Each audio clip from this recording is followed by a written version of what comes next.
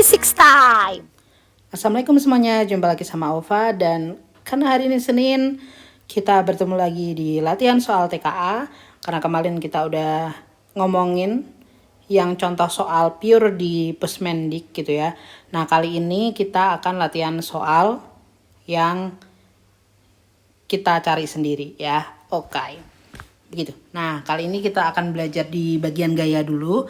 Kalau kalian pengen tahu materi-materi apa aja yang ada di KA, boleh cek video aku di tutorial atau langsung cek di bagian Pusmendik website gitu ya. Langsung aja kita ke soalnya. Sebuah balok diletakkan di atas bidang miring yang kasar ya, membentuk sudut theta terhadap horizontal. Evaluasi kebenaran pernyataan berikut. Oke, di sini ada 3 pernyataan. Dan tipenya adalah PGK kategori ya, jadi ada benar dan salah. Kalian suruh milih nih, benar atau salah pernyataan itu. Langsung aja pernyataan yang pertama. Jika balok diam, besar gaya gesek statis sama dengan komponen gaya berat sejajar bidang miring.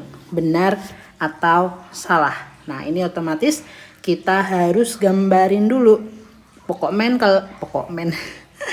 Pokoknya kalau ada bagian gaya-gaya gini kita harus digambar dulu ya guys.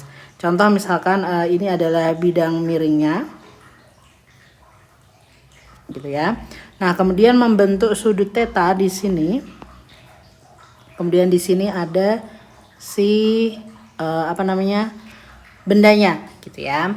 Nah kita lihat di sini benda itu punya apa sih? Jelas ya, dia punya gaya berat yang arahnya selalu ke bawah ya. Ini adalah si gaya berat W sama dengan mg itu. Kita tulis W-nya aja, dimana nanti W itu sama dengan M kali G.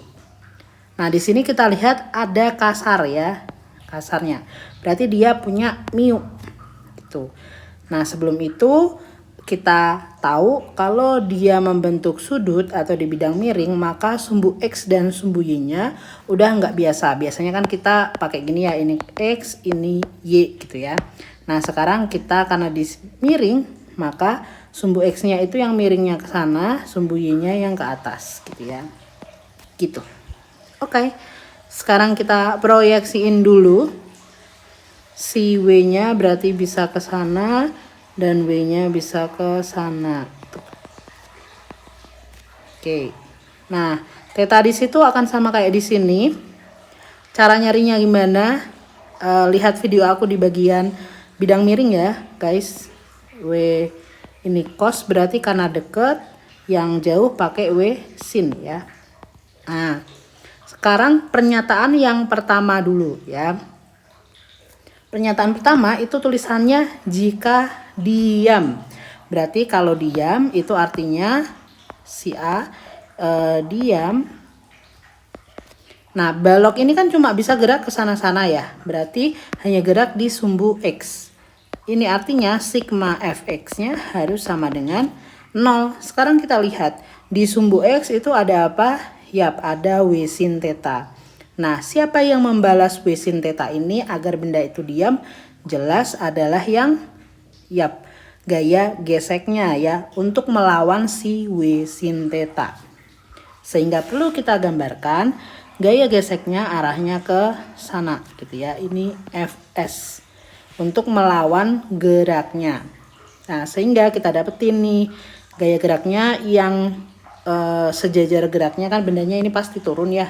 Kalau misalkan dia enggak ditarik gitu kan. Nah berarti ini W sin theta minus Fs-nya sama dengan 0. Maka kita pindah si minusnya, Fs jadi positif, sama dengan W sin theta. Pernyataan yang pertama bagaimana? Besar gaya geseknya, gaya gesek Fs, sama dengan komponen gaya berat yang sejajar bidang miring. Benar ya berarti ya. Si ini yang sejajar bidang miring itu yang W sin theta atau Wx-nya. Oke, jawabannya adalah benar. Pernyataan kedua, gaya normal yang bekerja pada balok selalu sama dengan berat balok. Nah, kita lihat normal itu kemana? Pernyataan B ya. Gaya normal itu selalu tegak lurus terhadap bidang. Kita lihat bidangnya kan miring, berarti gaya normalnya itu arahnya ke sana ya, ini tegak lurus. Anggap aja gambarku bagus ya. Ini normalnya gitu kan. Nah, kita lihat si N itu sama kayak siapa guys? Yap, W cosnya ya. Jadi kalau di sini kita lihat gaya normal si N itu berarti sigma FY ya. Karena ini kan ada di sumbu Y, kalau kita tengok gitu ya. Berarti sigma FY sama dengan apa? Sama dengan 0. Karena kan geraknya tadi ingat cuma ke sini-sini doang gitu ya. Bukan naik ke atas gitu ya.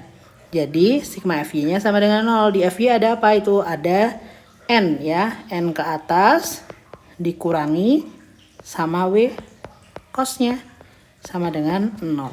Sehingga N akan sama dengan W cos theta. Nah, pernyataannya gimana? Sama dengan MG. W itu MG ya. MG cos theta. Jadi jawabannya adalah salah ya. Karena harusnya sama kayak MG cos theta. Gitu ya. Oke, kita lanjut pernyataan C. Jika sudut theta diperbesar, kemungkinan balok akan meluncur semakin besar ya. Kalian mau pakai logika atau mau pakai rumus ya? Kalau mau pakai logika, kalau tetanya diperbesar berarti kemiringannya akan tambah gini ya. Tambah gini atau tambah gini. Oke, tetanya makin besar. Kira-kira gimana? Ya jelas ya, meluncurnya akan makin cepet gitu ya. Berarti ini jawabannya adalah benar. Itu secara logika ya. Kan kalau kalian misalkan jalan di turunan yang mendekati 90 derajat sama yang agak landai gitu ya, atau bahkan datar, ya pasti lebih cepat kalian yang menuju ke 90 derajat ya. Ngeremnya kan pasti lebih besar gitu ya. Oke, nah kalau rumusnya itu bisa dicari juga ya. Kalau mau pakai rumus yang bagian C, dilihat dari mana? Nah, kalau ingin besar itu berarti percepatannya harus makin besar, benar? Meluncur tinggi. Itu berarti di sini A-nya percepatan atau A itu makin besar. Ingat kita punya sigma F sama dengan M kali A. A dan gaya itu berbanding apa? Yap, berbanding lurus ya. Jadi kalau A-nya besar di bagian ini ya, maka si F-nya akan harus lebih besar ya. Kalau gayanya besar, kita lihat di sini gaya yang memberikan gerak benda itu siapa? Yap, gaya yang memberikan bendanya itu adalah si W sin ya. Yang membuat dia turun itu kan W sin ya, bukan Fs. Ya, kalau Fs itu yang menahan gitu ya. Maka di sini W sin theta harus makin gede. Nah, W itu kan selalu sama, M kali G. Maka bergantung sama sin theta. Ingat sin theta, kalau sin 0 itu nilainya 0 ya. Sin 0 derajat itu sama dengan 0. Sin 90 derajat itu sama dengan 1. Jadi semakin besar sudutnya, tetanya makin besar, maka nilai di sini itu semakin besar gitu ya. Pengalinya itu makin besar. Pengali sin tetanya makin besar. Gini. Oke.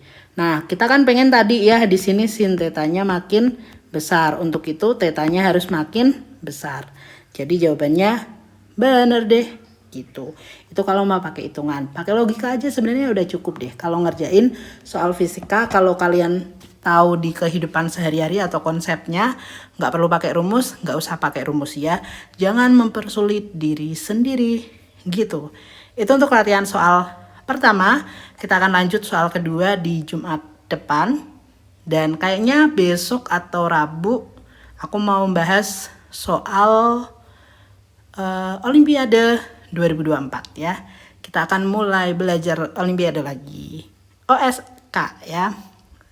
Oke, see you di video selanjutnya. Jangan lupa subscribe and like video aku dan channel aku ya. Sampai jumpa. Thank you for watching. Assalamualaikum warahmatullahi wabarakatuh.